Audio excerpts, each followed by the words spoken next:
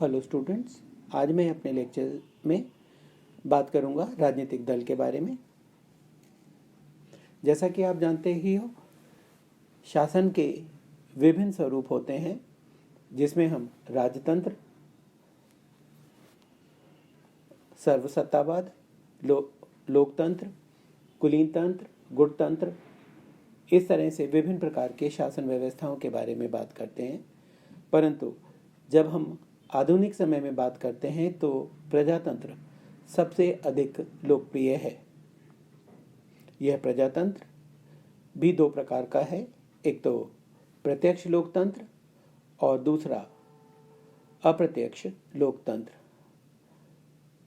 साधारण भाषा में अगर प्रत्यक्ष लोकतंत्र को हम परिभाषित करें तो ये एक ऐसी व्यवस्था है जहां जनता स्वयं शासन में भागीदार होती है और निर्णय लेकर निर्णय निर्माण में एक सक्रिय भूमिका निभाती है।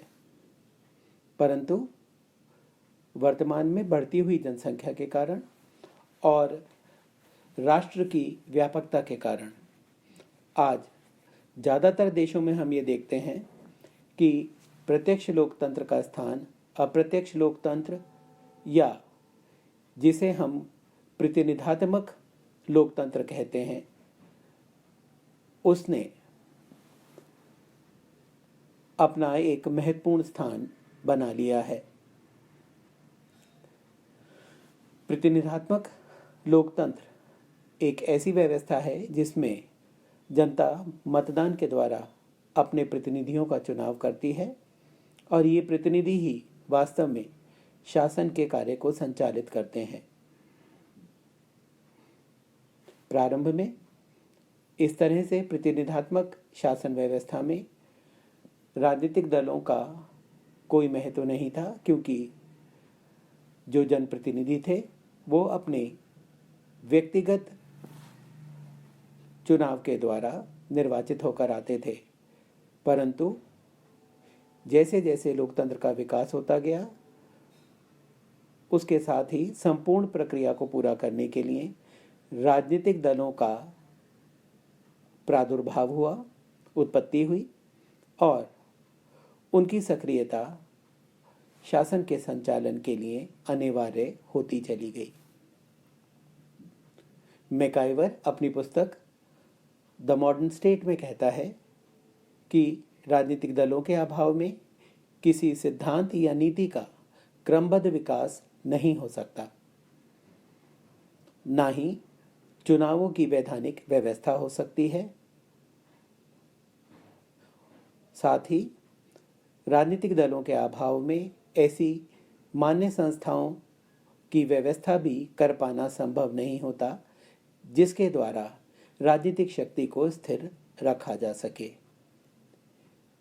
लॉर्ड ब्राइस भी इसी संदर्भ में अपने विचारों को स्पष्ट करते हुए कहते हैं कि यद्यपि यह स्पष्ट नहीं है कि राजनीतिक दलों के अभाव में प्रजातंत्र का या लोकतंत्र का संचालन कैसे होगा, परंतु यह अवश्य है कि राजनीतिक दलों के अभाव में मतदान समूहों में अराजकता फैलेगी।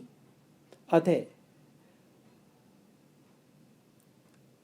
ब्राइस ये भी स्वीकार करते हैं कि राजनीतिक दल जहां कुछ बुराइयां उत्पन्न करते हैं, वहीं ये कुछ बुराइयों को दूर करने का भी काम करते हैं।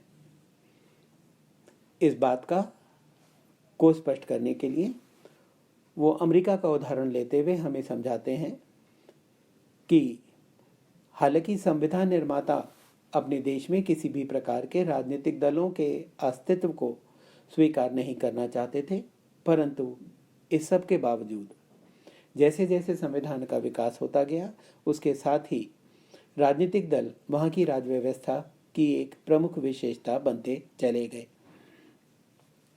प्रजातंत्र में ब्राइस के अनुसार न केवल सत्तारूढ़ पक्ष या सरकार बनाने वाले राजनीतिक दल का ही महत्व होता है, बल्कि उन्होंने कहा कि विपक्ष की भी उतनी ही सकारात्मक और महत्वपूर्ण भूमिका होती है, क्योंकि ये सत्तारूढ़ पक्ष को मर्यादित करने का अथवा नियंत्रित करने का काम करते हैं। राजनीतिक दल को अगर हम परिभाषित करने की कोशिश करें तो सामान्य तौर पर तो ये माना जाता है कि मनुष्य विवेकशील है और किसी भी प्रकार के विषय पर या समस्या पर हर मनुष्य के अपने अलग विचार होते हैं, या फिर अलग अलग विचारों पर या आधारभूत मान्यताओं पर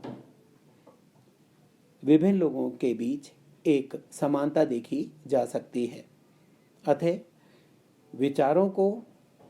विचारों की समानता रखने वाले व्यक्ति अपनी सामान्य विचारधारा द्वारा शासन शक्ति को प्राप्त करके अपनी नीतियों को कार्यरूप देने का प्रयास करते हैं और या फिर इसके लिए प्रयत्नशील रहते हैं।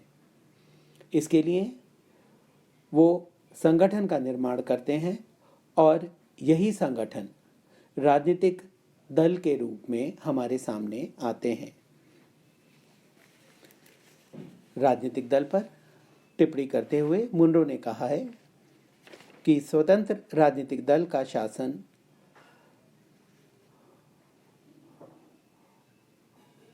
लोकतंत्रीय शासन का दूसरा नाम है।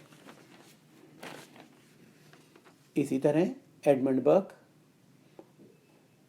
ने इसको परिभाषित करते हुए कहा है कि राजनीतिक दल ऐसे लोगों का समूह है जो किसी सिद्धांत के आधार पर जिस पर वह सहमत हों अपने सामूहिक प्रयत्नों के द्वारा जनता के हित में काम करने की एकता में बंधे रहते हैं।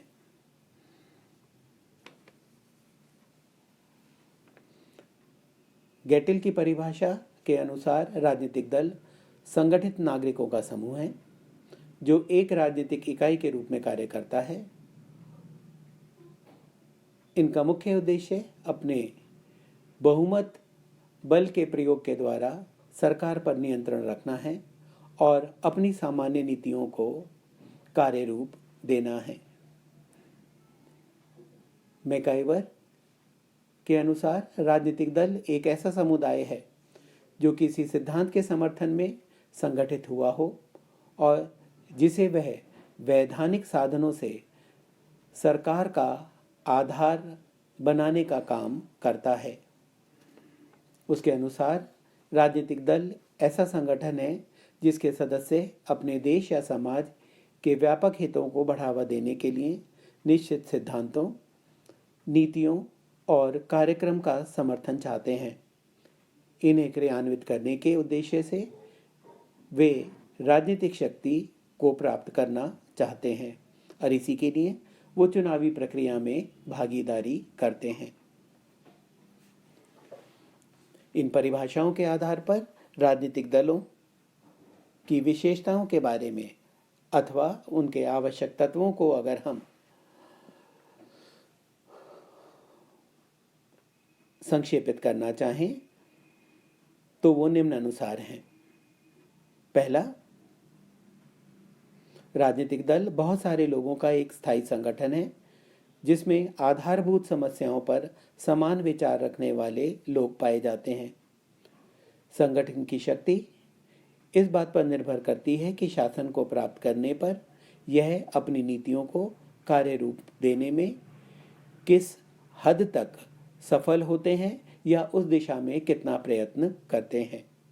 दूसरा, राजनीतिक दल में सामान्य सिद्धांतों पर समानता होनी चाहिए क्योंकि इसके अभाव में परस्पर सहयोग करना संभव नहीं हो पाता है। तीसरा, राजनीतिक दल सामान्यतः समाज के व्यापक हितों को बढ़ावा देना चाहते हैं, अतः राष्ट्रहित की दृष्टि से ही ये राजनीतिक दल काम करते हैं। बर्क ने स्पष्ट किया है कि राजनीतिक दल राष्ट्रहित की वृद्धि के लिए ही संगठित राजनीतिक समुदाय का गठन करते हैं। और लास्ट, राजनीतिक दल राजनीतिक शक्ति को प्राप्त करने के लिए शासन या सत्ता को प्राप्त करना चाहते हैं और इसके लिए सामान्य रूप से वे संवैधानिक साधनों में ही विश्वास रखते हैं।